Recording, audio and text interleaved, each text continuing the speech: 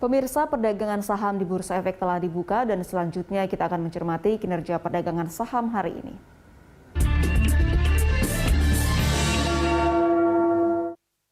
Ya, seperti apa pergerakan saham hari ini? Kita terhubung dengan Head of Investment Reswara Gian Investa, Kiswoyo Adijo. Selamat pagi, Pak Kiswoyo.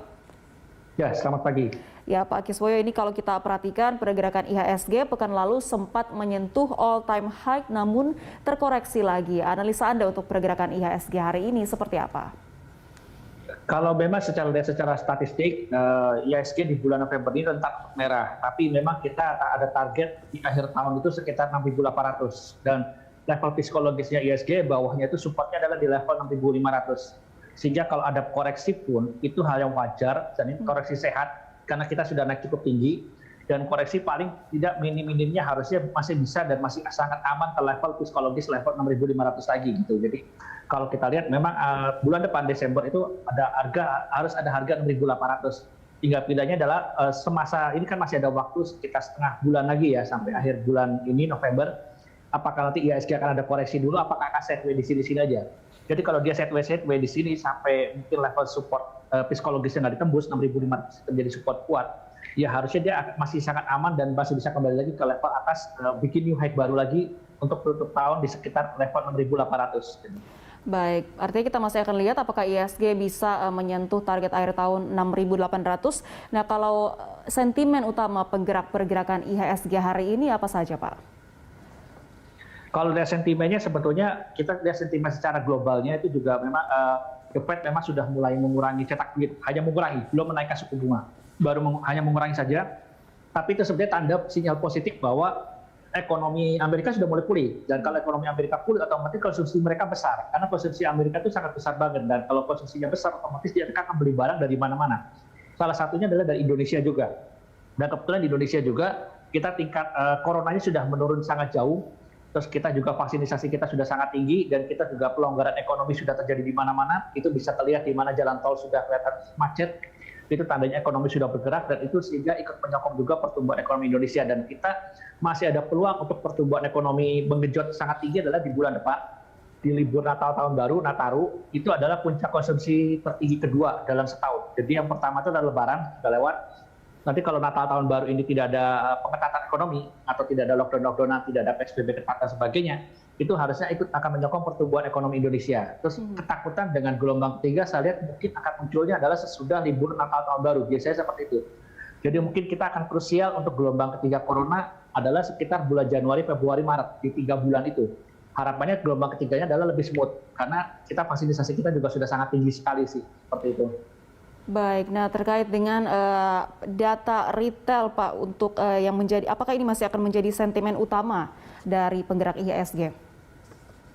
Untuk itu paling hanya sesaat doang, tapi setelah itu kita akan fokus kembali ke view. Jadi kalau kita lihat IHSG itu adalah kita lihat view pertumbuhan ekonomi atau ekonomi Indonesia untuk 6 bulan ke depan.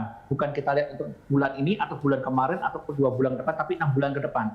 Itu orang-orang melihat bahwa dengan vaksinasinya sudah tinggi, ekonomi sudah mulai berjalan lagi, jalan tol macet, sehingga orang optimis. Makanya IHSG akhir tahun harusnya bisa lah level 6.800, biarpun ada sebagian analis lain yang mungkin optimis bisa mencapai level 7.000. Tapi saya masih tetap mempertahankan level 6.800 dari awal tahun itu sudah prediksi dan saya tidak akan merubahnya sih. Saya masih optimis itu bisa dicapai sih. Baik, artinya sentimen utama ini adalah pemulihan ekonomi dan juga penanganan COVID-19. Kalau dari sisi domestik sendiri, terkait dengan neraca perdagangan yang kembali surplus, ini apakah masih akan menjadi sentimen utama nantinya? Neraca perdagangan surplus itu sebetulnya hanya sebuah tanda bahwa ekonomi dunia sudah mulai pulih, karena memang tingkat ekspor kita sudah lebih tinggi, bahkan memang harusnya prediksinya mungkin bisa menyanyi level 2011 ya. Level 2011 itu ekspor kita sangat tinggi banget, itu tertinggi sepanjang sejarah Indonesia. Dan ini memang kita ekspor kita, biarpun lagi masa-masa kemarin ada corona, dari awal tahun sampai bulan Oktober, itu kan sebetulnya dipicu oleh kenaikan ekspor batubara kita. Karena batubara kita kan dibutuhkan oleh Cina, sehingga itu menunjukkan bahwa memang kalau ekonomi Cina bergerak, artinya ekonomi Amerika bergerak, seluruh dunia bergerak, ya Indonesia cepat atau lambat akan kebagian lah, karena kita juga adalah negara penghasil komoditi dari nikel, timah, CPO, batu bara gitu.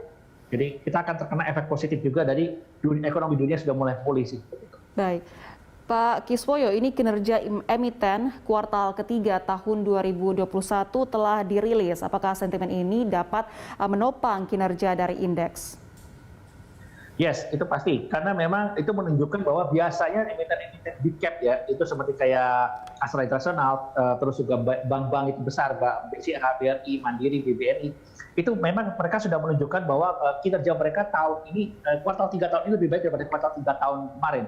Dan harusnya nanti tutup tahun ini, artinya tahun buku tahun ini, harusnya kinerjanya juga pasti jauh lebih baik dibanding dengan tahun kemarin, dan tahun depan akan lebih baik daripada tahun ini. Karena itu adalah sebagai gambaran bahwa ekonomi Indonesia sudah mulai pulih gitu. Baik, terkait dengan ekonomi RI kuartal keempat yang tahun 2021 ini diprediksi tumbuh di atas 4%, seperti apa pandangan Anda, Pak? Itu bisa tercapai, yaitu seperti saya cerita tadi di awal bahwa ini mungkin kita akan genjotnya dari akhir tahun, di libur Natal tahun baru, biarpun pemerintah sudah berusaha memotong-motong, tidak ada lagi namanya cuti bersama untuk Natal, tapi tetap namanya orang, saya rasa itu nanti akhir tahun akan ada libur, orang mungkin mengajukan cuti atau berusaha melakukan libur panjang, itu pasti akan ramai karena itu adalah puncak konsumsi Indonesia juga. Biarpun pemerintah berusaha mengerem ya, artinya katanya ada rencana mungkin akan ada pembatasan lagi pergerakan, ya sepertinya pemerintah ingin mencegah jangan sampai gelombang ketiga muncul kembali. Tapi di satu sisi saya lihat pemerintah juga sedang memikirkan kalau itu diterapkan nanti takutnya ekonomi akan kembali turun gitu, karena itu adalah puncak konsumsi Indonesia tertinggi kedua dalam 1 tahun ini, dan itu krusial banget untuk meningkatkan pertumbuhan ekonomi Indonesia di tahun ini gitu. Baik, Pak Kiswoyo, prediksi Anda untuk pergerakan indeks hari ini, support dan resistance-nya bergerak pada level berapa? Kalau kita lihat supportnya pada hari ini mungkin level 6.550 kalau sampai ada koreksi dalam, tapi level atasnya mungkin masih level sekitar 6.700 gitu. Baik, kita akan lanjutkan dialog kita terkait dengan rekomendasi saham usai jeda, Pak Kiswoyo. Pemirsa, saham apa saja yang bisa Anda koleksi hari ini? Simak pembahasannya usai jeda.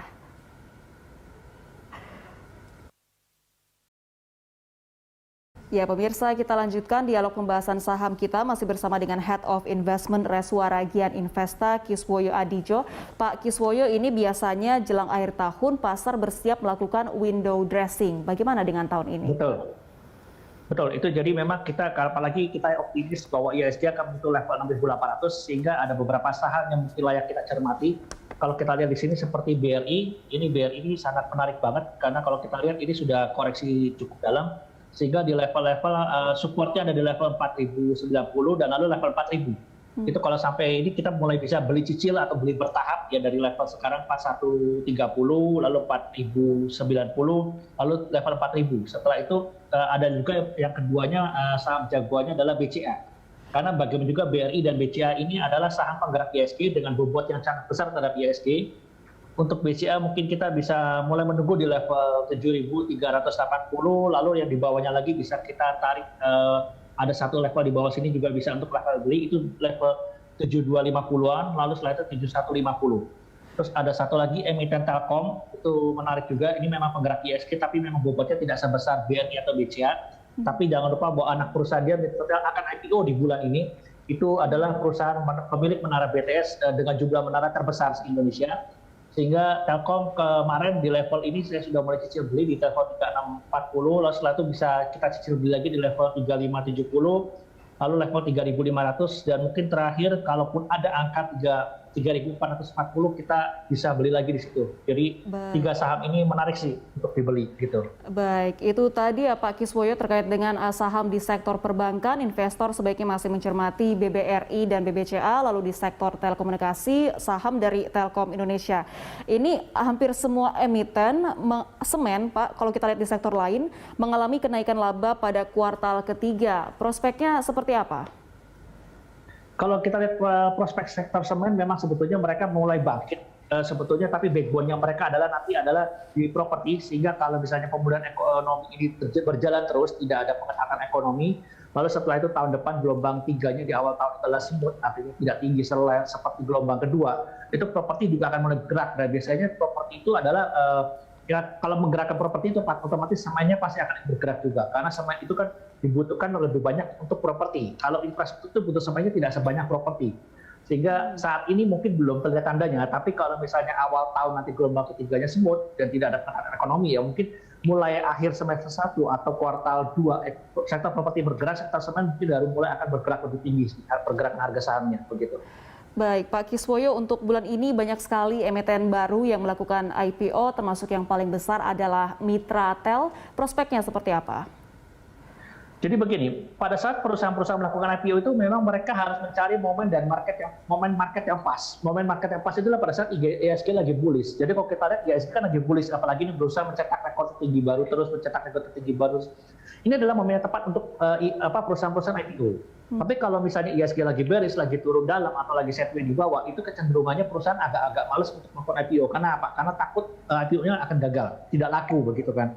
Sehingga memang di saat IHSG sampai akhir tahun ini 6.800, ini akan muncul IPO-nya ini pasti akan sangat banyak. Bahkan mungkin awal tahun depan sekitar Januari Februari itu masih akan banyak minatnya Januari Februari Maret ya. Karena apa? Karena saya lihat IHSG mungkin sampai awal tahun depan sampai Januari Februari Maret itu mungkin mereka akan menyentuh level 7.000 sampai 7.200. Itu masih momennya bullishnya masih berlanjut dari Desember lanjut ke Januari Februari Maret, dan di situ akan masih banyak IPO lagi sih saya lihat gitu. Baik, artinya ada prospek positif ya Pak untuk emiten-emiten yang melakukan IPO di bulan ini. Kita beralih ke sektor lainnya terkait dengan harga batubara acuan yang melonjak 33%. Seperti apa analisa pergerakan Anda? Saya lihat pergerakan harga batubara sudah mulai terbatas kenaikannya. Karena kalau kita lihat pemakai terbesar Cina, dia sudah mulai membatasi, tidak mau harga naik terlalu besar juga. Jangan lupa juga Cina juga sebagai produsen, jadi dia sudah mulai membuka kembali, dan sudah lama, sudah sekitar sebulan 2 bulan lalu dia mulai membuka kembali tambang-tambang batubara ditutup. Karena ini kan menjelang musim dingin, jadi mereka butuh pasokan listrik lebih banyak lagi, sehingga batubara dibutuhkan lebih banyak. Tapi setelah itu jangan lupa, batubara ini adalah energi nomor 3. Nomor 1, nomor 2-nya adalah oil dan gas. Dan oil dan gas itu memang kemarin harganya naik tinggi, makanya harga batubara juga naik tinggi. Tapi kalau kita lihat harga oil dan gas ini juga kayaknya sudah akan mulai turun menjelang akhir bulan ini, bahkan sampai bulan depan. Karena negara-negara produsen oil dan gas terbesar itu model Arab Saudi, Rusia, dan Amerika Serikat, mereka sepertinya akan meningkatkan pasokan mereka kembali ke dunia, karena ini memang mereka ada kejutan, karena ekonomi tahun kemarin kan ada corona slowdown. Nah sekarang ketika ekonomi bangkitnya lebih cepat daripada prediksi perkiraan mereka untuk meningkatkan produksi mereka itu mereka butuh waktu. Jadi sebetulnya kapasitas produksi dari negara-negara produsen oil dan gas itu belum maksimal. Nah kalau untuk batu bara itu paling mudah, itu tinggal diekspansi lagi, tinggal digali lebih banyak lagi. Sehingga saya lihat mungkin kemungkinan besar harga sudah kemungkinan naik udah terbatas banget. Tapi kemungkinannya untuk turun ada. Jadi mungkin sekitar akhir tahun ini atau awal tahun mungkin harga batu bara akan turun cukup dalam ya, termasuk harga oil dan gas juga. Karena ibaratnya kebutuhan akan musim dingin sudah selesai, terus pasokan juga sudah mulai banjir, mulai melimpah gitu. Baik, rekomendasi saham dari Anda untuk emiten di sektor komoditas batubara apa saja Pak Kiswoyo? Kalau untuk batubara sebetulnya saya malah waspada, karena ini kenaikannya sudah cukup tinggi dan rentan untuk turun. Memang kalau lihat laporan keuangan mereka, harusnya laporan keuangan mereka sampai akhir tahun ini masih bagus, karena harga batubara masih tinggi. Tetapi harus dilihat lagi, karena ada beberapa emiten produsen batubara yang jualnya sudah pakai kontrak. Kalau pakai kontrak otomatis mereka harganya masih harga lama. Tapi dengan begitu, apalagi orang-orang ini kan, kalau sektor komoditi ini kan orangnya sangat sensitif banget. Jadi ketika mereka melihat bahwa view-nya ke depan harga batubara udah nggak bisa naik, bahkan cenderung turun, itu akan mengurangi minat beli dari para investor ataupun para trader sebetulnya. Jadi memang kita harus waspada di saham-saham sektor coal. Yang menarik adalah sektor komoditi yang lain seperti timah sama Inco. Karena itu mereka timah dan nikel itu dibutuhkan untuk kalau misalnya ekonomi tumbuh kembali, jalan kembali lebih cepat lagi. Itu dibutuhkan namanya nikel dan timah dalam jumlah cukup besar. Gitu. Sehingga itu yang mungkin masih akan berlanjut rally-nya seperti itu. Baik, Pak Kiswoyo, kita beralih ke emiten dari sektor lain. Informasinya Rumah Sakit Omni resmi diakuisisi oleh MTEK. Bagaimana pergerakan sahamnya dan semenarik apa prospek dari rumah sakit ini? Kalau kita lihat rumah sakit itu sektornya memang jadi begini. Ini memang kita serba salah ya. Kalau waktu kemarin puncak-puncak corona gelombang kedua itu yang bulan Juli Agustus itu memang itu rumah sakit itu ibaratnya mereka panen besar, ibaratnya mereka full semua kapasitas dipakai semua, peluangnya akan meningkat. Tapi ketika sekarang corona lagi mereda dan apalagi harga PCR juga sudah ditetapkan oleh Pak Jokowi ke level sangat rendah sekali, itu memang mungkin saya melihat masih mungkin sampai dengan akhir tahun ini masih akan ada penyesuaian. Karena apa? Para rumah sakit ini kebanyakan sebagian besar mereka sudah menyimpan stok untuk alat PCR dengan harga mahal. Sehingga ketika harga Pak Jokowi disuruh jual dengan harga rendah, otomatis mereka akan rugi. Sementara mereka untuk mendatangkan baru harganya harga baru kan dari produsennya. tapi kan mereka punya stok dengan harga lama tuh, jadi mereka harus adjustment harga beli yang mahal itu harus di average down dengan membeli alat yang baru lagi, tapi sementara harga jualnya juga sangat rendah. Jadi ini mungkin akan ada kendala yang biasanya bisnis PCR itu kemarin rumah sakit bisa mendapatkan untungnya cukup besar, sekarang untung mereka malah rugi. Itu nanti kita akan lihat sih di laporan keuangan masing-masing, sehingga saya mungkin masih agak-agak sedikit khawatir bagaimana laporan keuangan mereka, apakah kuartal 4 ini mereka terpukul apa tidak, karena mungkin akan ada, kalau ada kerugian itu kerugian dari bisnis PCR-nya karena udah kadung beli dengan harga mahal gitu kan. Baik, Pak Kiswoyo, terakhir rekomendasi Anda untuk saham yang menarik diinvestasikan selain dari sektor perbankan dan telekomunikasi tadi, silakan. Kalau mau jasa marga ya, kalau saya lihat jasa marga itu masih sangat murah. Jadi kalau kita lihat ini jangan lupa jasa marga itu masih sangat murah sekali. Terus kalau kita lihat ini sebetulnya jalan tol kan sudah mulai macet. Ketika jalan tol sudah mulai macet itu harusnya nanti cash flow-nya dia akan membaik. Jadi kalau kita tahu jasa marga itu perusahaan cash flow-nya paling baik karena kita bayar tol itu nggak bisa utang, tapi kita harus taruh duit dulu.